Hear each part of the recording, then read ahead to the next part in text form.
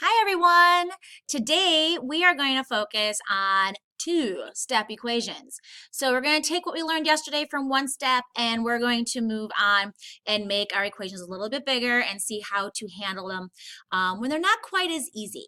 I've been told by a few people that I have a few students that were just writing down answers and the answers are great and everything, but in this situation, it's not about the answer.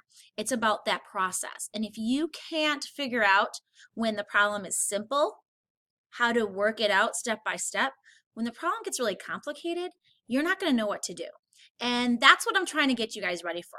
If you're learning our process, you're going to be able to do it quicker and a lot faster than trying to do a guess and check method because just looking at the problem isn't going to work. Now, let me show you what I'm talking about.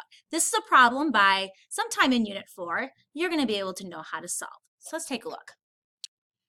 All right, so as you see here, we have an equation that has a lot of variables, a lot of numbers. They're on both sides. I see parentheses. Oh my goodness. How do I even begin? This really isn't a problem that you should be sitting around and guessing and checking. I could solve this problem in just a few seconds and it wouldn't take me long either, and I would get the right answer. So learning the process will be important. I'm just going to kind of quickly show you all the work that you are going to learn how to do. And if you do the process, you'll get the answer right every single time. So the first thing I would do is I would be distributing, getting rid of the parentheses on both sides of the equation. And then I would be combining like terms and making sure I only have one x over here and one x over there. Then I figured, oh, the x's need to move to one side of the equation because x likes to be all by itself. Had to do it.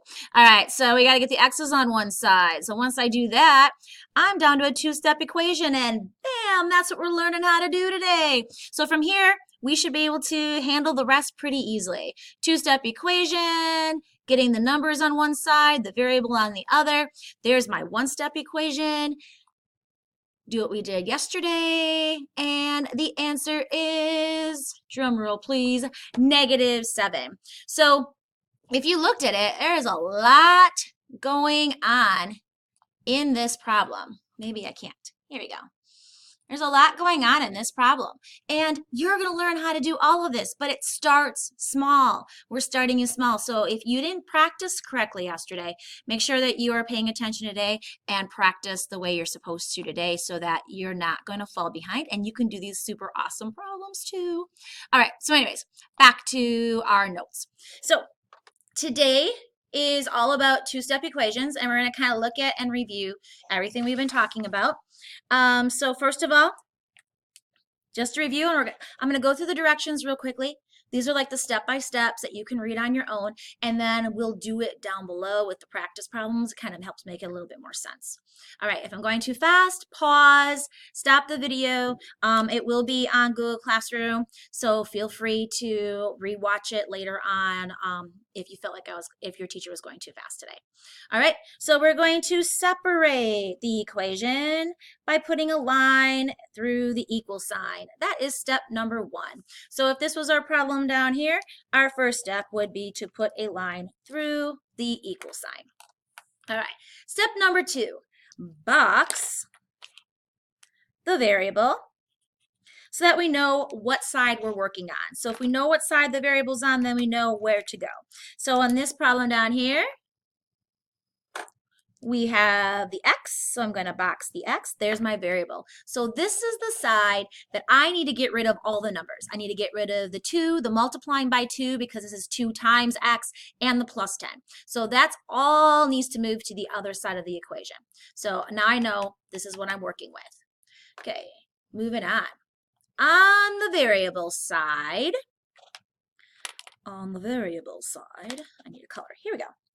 On the variable side, we want to undo or cancel out the term that is not attached to the variable.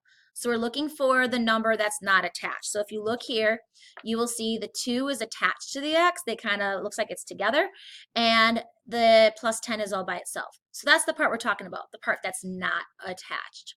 It's going to be the adding number or the number you're subtracting part of the expression. We do this by using what we call, like we learned yesterday, inverse operations. So what does that mean? That means if we have a number, if the number is being added, we are going to subtract on both sides of the equation to get rid of that number. So in this case, we're going to take this plus 10 and we're going to subtract that plus 10 to get rid of it, because plus 10 minus 10 equals 0. So therefore, we want to subtract 10 from both sides because we want to keep our equation balanced. Got to do the same thing, so otherwise the equation won't work out. And then we're going to 10 minus 10 is 0. And then what I'm left with on this side is the 2x.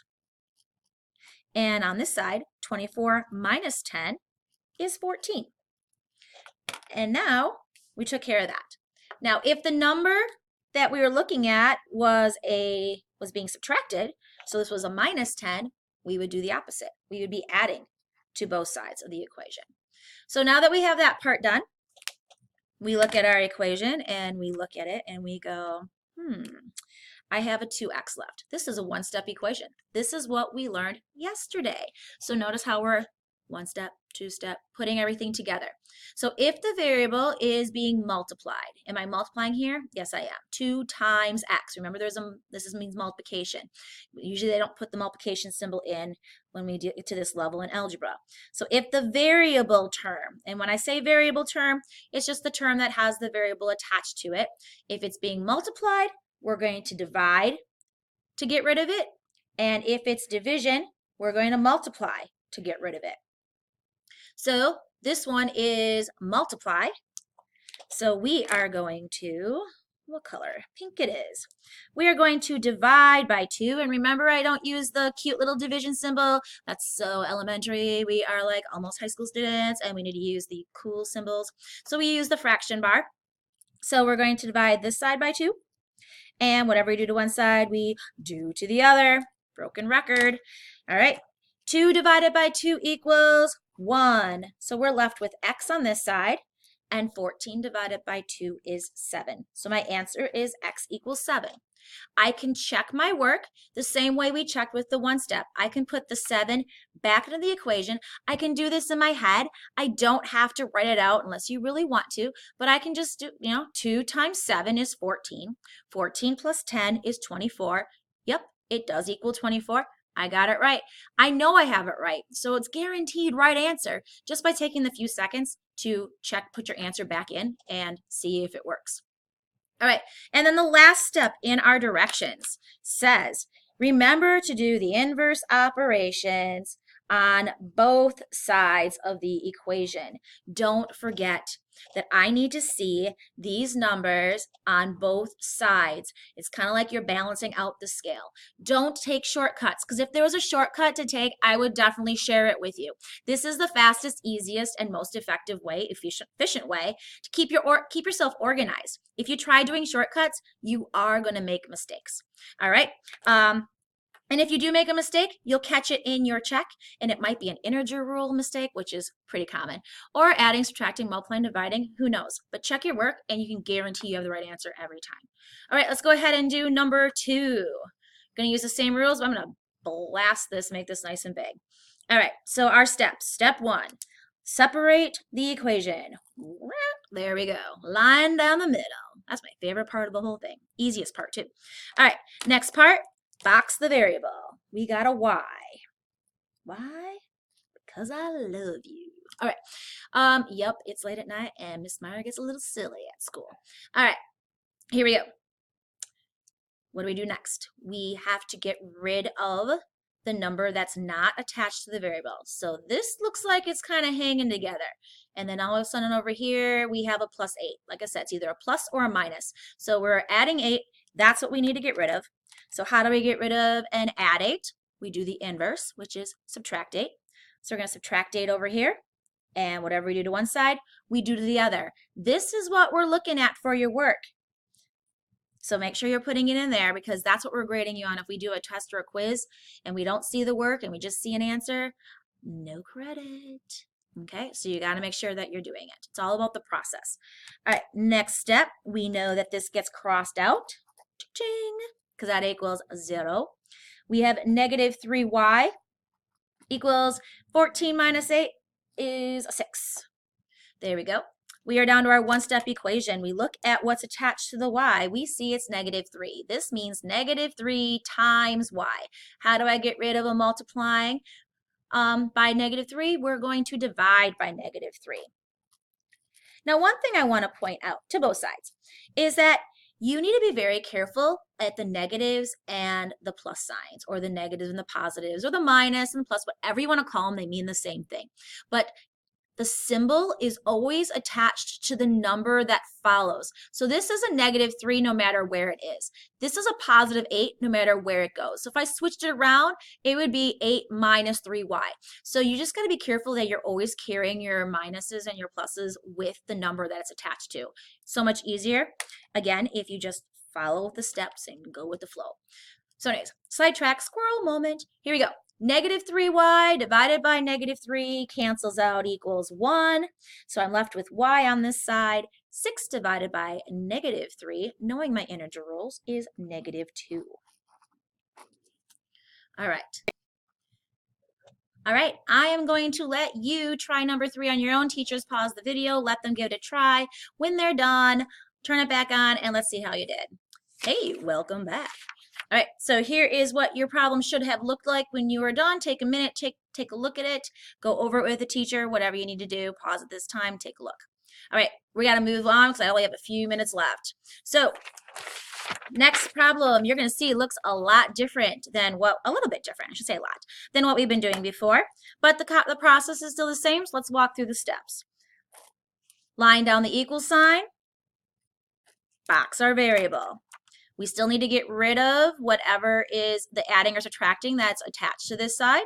So we're going to add 7 to both sides of the equation, like we've done before. These will cancel out and give me 0. And I'm left with m over 9 equals negative 1. Now, don't be afraid of m over 9. Oh no, fractions, it's okay. If you look at a fraction as a division problem, they're not as scary. And that's really what this is. It's m divided by 9. Remember, use the fraction bar instead. So what operation do we get rid of then? Yeah, the divide. So the inverse operation of division is to multiply. So we're going to multiply this side by 9. It looks a little bit different than how we've been writing it underneath. We kind of write this one on the side. We're going to multiply this one by 9 on the other side. Now the thing is, this one's kind of already a fraction. We want our 9 to look like a fraction too. And we've been doing this the whole entire last unit. So we always put that 1 underneath, and then it kind of looks a little bit easier to compute. 9 divided by 9 equals 1. So I'm left with m on this side. And negative 1 times 9 is negative 9. And there's our answer. All right, let's do one more together, and then you're on your own. All right, line down the center, box our variable. Get rid of the adding or subtracting. We are adding 9. We are going to subtract the 9 from both sides. The 9s are going to cancel out. And I'm going to be left with x divided by 6 on the left and a negative 2 on the right. Ooh, integer rules. Remember my little saying. Same signs, add and keep the signs. If they have different signs, subtract, take the sign of the larger number. There really is a song. I might sing it for you if you're lucky. You'll have to wait and find out. So different signs, positive, negative, subtract. 9 minus 7 is 2. The larger number is a 9, so negative 2. Keep practicing those integer rules. How do I get rid of a dividing by 6? I multiply by 6, so both sides. This side becomes the fraction. 6 divided by 6 is 1. I'm left with 6 on this side, and my final answer is negative 12. All right, same thing as before. Pause the video, try the last one on your own, and come back and see how you did. Okay, here's the answer. Take a look, see how you did. Did you do it? Did you do well? I hope so. All right, I promised you the song if we finished up quickly. I have a few seconds left, so here it goes. To the tune of Row, Row, Row Your Boat. Goes like this. Same signs, add and keep, different signs, subtract. Keep the sign of the larger number, then you'll be exact. Multiply or divide, it's an easy thought. Same signs are positive and different signs are not. All right, have fun practicing. Get that song in your head. See you later.